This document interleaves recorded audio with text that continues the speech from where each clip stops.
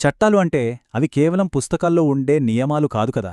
కొన్నిసార్లు అవి మన సమాజం యొక్క కథను చెబుతాయి. అలాంటప్పుడు మనము ముఖ్యమైన చట్టం గురించి మాట్లాడుకోవాలి. అదే భారతదేశ బాల్య వివాహాల నిషేధ చట్టం 2006. అసలీ చట్టమే ఏం చెబుతోంది? ఇది ఎలా పనిచేస్తుంది? దీని వెనుకున్న ఉద్దేశ్యమేంటి? అన్ని వివరంగా చూద్దాం రండి.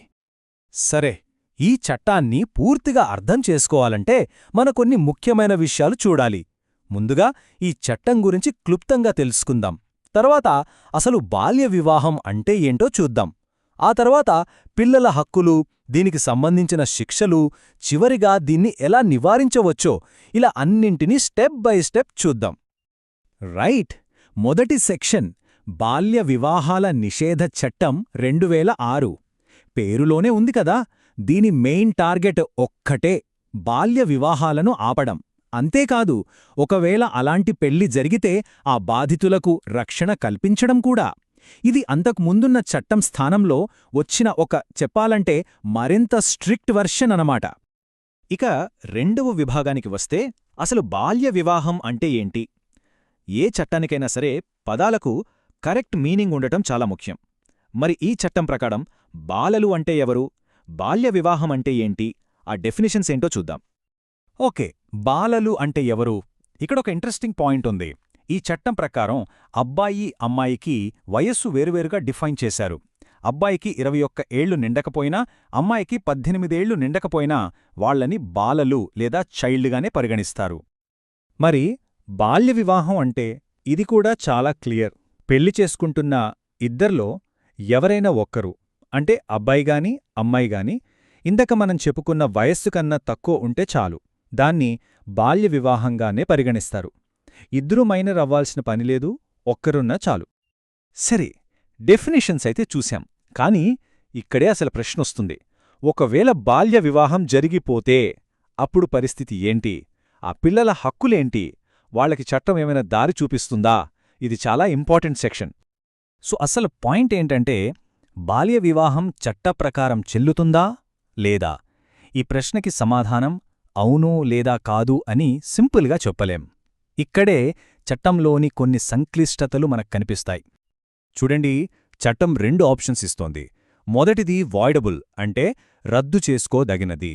దీని ప్రకారం ఆ పెళ్లిలో ఉన్న బిడ్డ మేజరయ్యాక కోర్టుకెళ్ళి నాకు ఈ పెళ్లి ఇష్టం లేదు, దీన్ని రద్దు చెయ్యండి అని అడిగే హక్కుంటుంది. అది వాళ్ల చాయిస్. కానీ రెండోది వాయిడ్, అంటే మొదటి నుంచే చెల్లనిది. ఇది కొన్ని స్పెషల్ కేసుల్లో వర్తిస్తోంది. అంటే ఆ పెళ్లి బలవంతంగా జరిగినా, మోసం చేసినా లేదా అమ్మేయడం కోసం చేసినా అప్పుడా వివాహం ఆటోమేటిక్గా మొదటినుంచే చెల్లదు. అయితే ఆ మొదటి ఆప్షన్ ఉంది కదా, అంటే పెళ్లిని రద్దు చేసుకునే చాయిస్, దానికి ఒక టైం లిమిట్ ఉంది. ఆ బిడ్డ మేజర్ అయ్యాక, అంటే అమ్మాయి 18, అబ్బాయి 21 ఏళ్లు దాటిన తర్వాత 2 ఏళ్లలోపు మాత్రమే కోర్టులో పిటిషన్ వేయగలరు. ఈ 2 ఏళ్ల గడువు చాలా చాలా ముఖ్యం. ఇప్పుడు మనం చూసిందంతా జాతీయ చట్టం. ఇదొక బేస్లైన్ లాంటిది.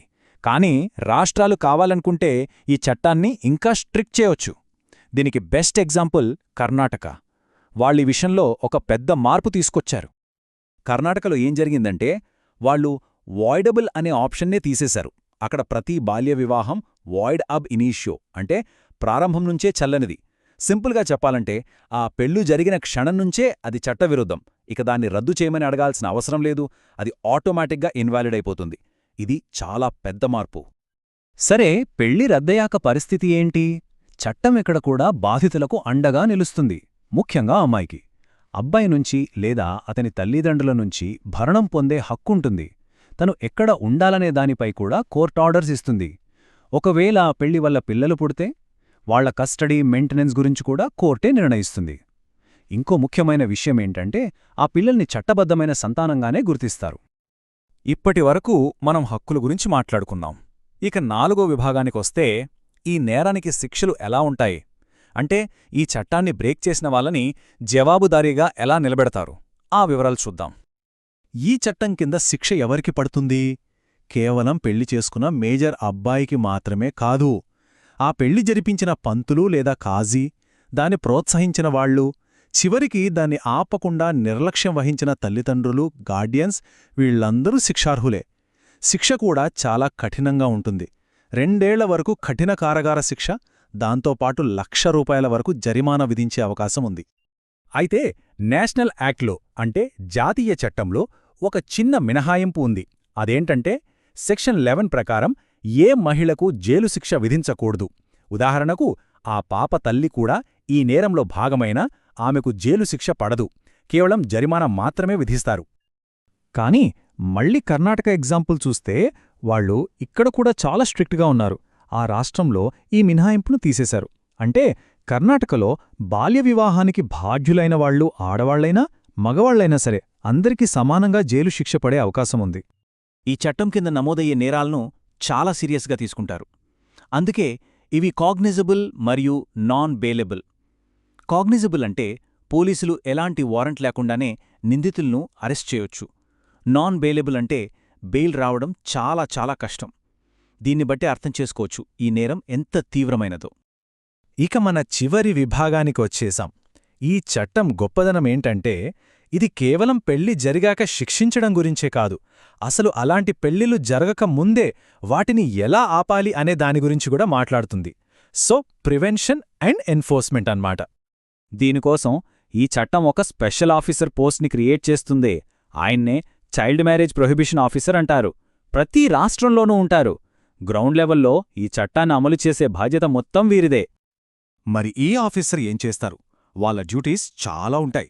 ఎక్కడైనా బాల్య వివాహం జరుగుతోందని తెలిస్తే వెంటనే కోర్టు నుంచి ఇంజంక్షన్ ఆర్డర్ తెచ్చి దాన్ని ఆపించడం. ఒకవేళ పెళ్లి జరిగితే దానికి కారణమైన వాళ్ళ మీద సాక్ష్యాలు సేకరించడం. అంతేకాదు, జనాల్లోకెళ్లి కౌన్సిలింగ్ ఇవ్వడం, అవగాహన కల్పించడం, బాధితులకు సలహాలివ్వడం, ప్రభుత్వానికి రిపోర్ట్లు పంపడం. ఇలా వీరిది చాలా పెద్ద రోల్.